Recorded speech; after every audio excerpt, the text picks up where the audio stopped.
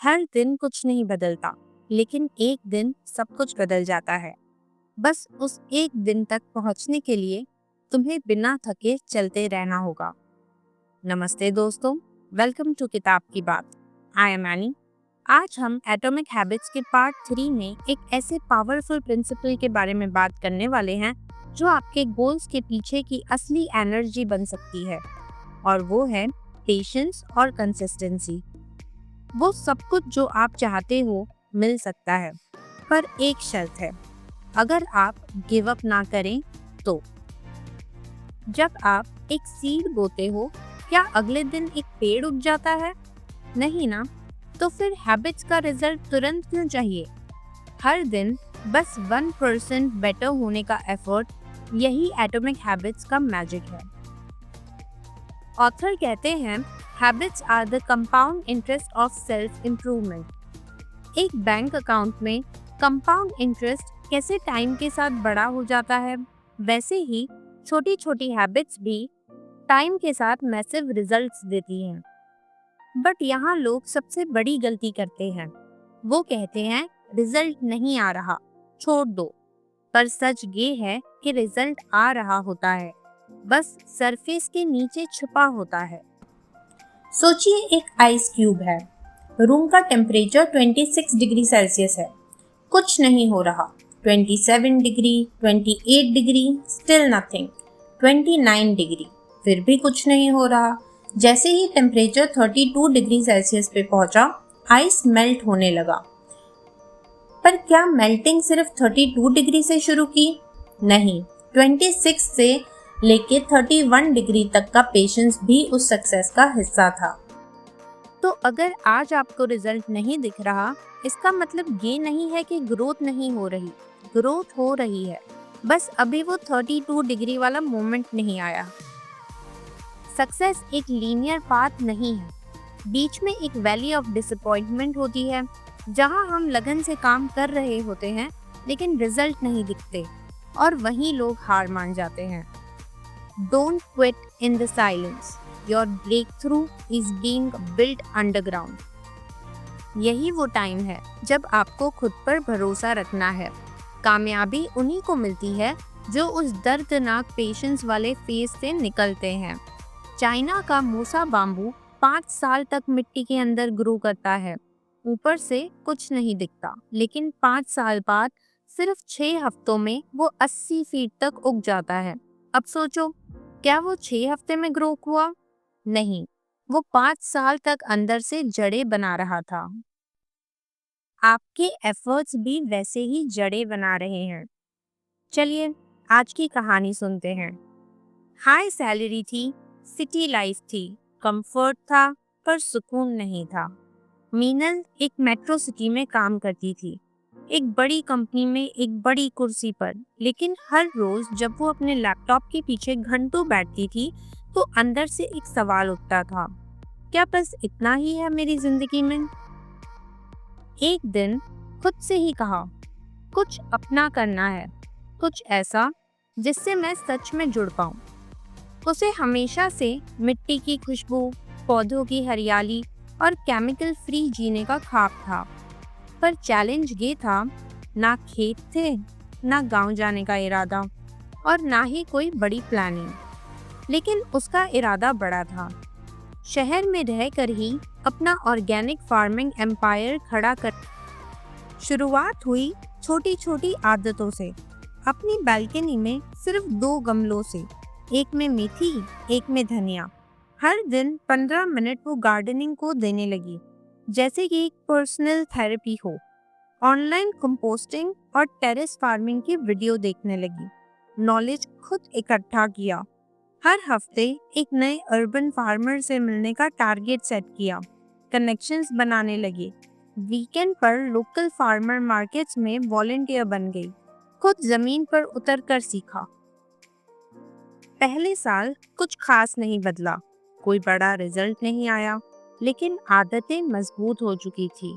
और फिर आया बदलाव। 2 साल में उसका होम ग्रोन प्रोड्यूस इतना बेहतरीन हो गया कि लोग खुद ऑर्डर्स देने लगे। 3 साल बाद उसने अपनी नौकरी छोड़ दी। और शुरू किया एक unique terrace farming subscription model, जहां लोग ऑर्गेनिक सब्जियां उसकी छत से पाते हैं। और सबसे खास बात, उसने किसी गोल के पीछे भागने की बजाय सिस्टम को फॉलो किया। रोज 1% बेटर बनने का संकल्प, पेशेंस रखी, कंसिस्टेंसी बनाई और रिजल्ट खुद चलकर उसके पास आए। मीनल का सफर एक सबक है। रिजल्ट धीरे आएगा, लेकिन जब आएगा तो दुनिया देखेगी। छोटे छोटे कदम सही डायरेक्शन में, यही असली गेम चेंजर होता है।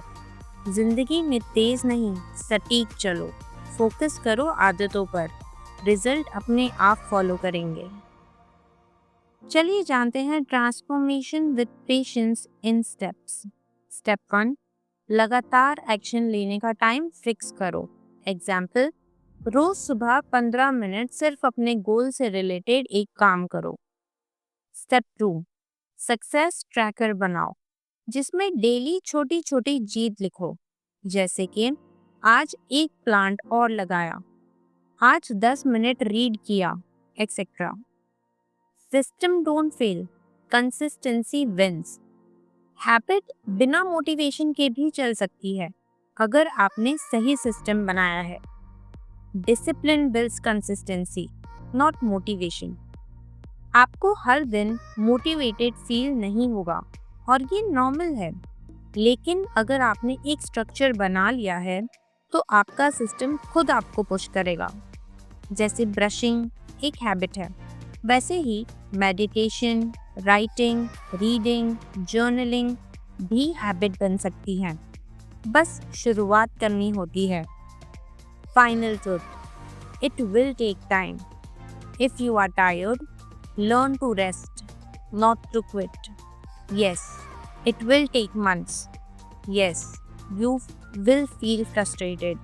Yes, result will take time.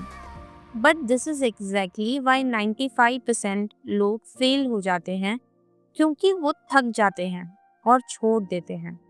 आप अलग बनो, छोटी छोटी जीत को सेलिब्रेट करो, हर दिन कंसिस्टेंसी पे प्राउड फील करो। चलिए, अब आज का असाइनमेंट।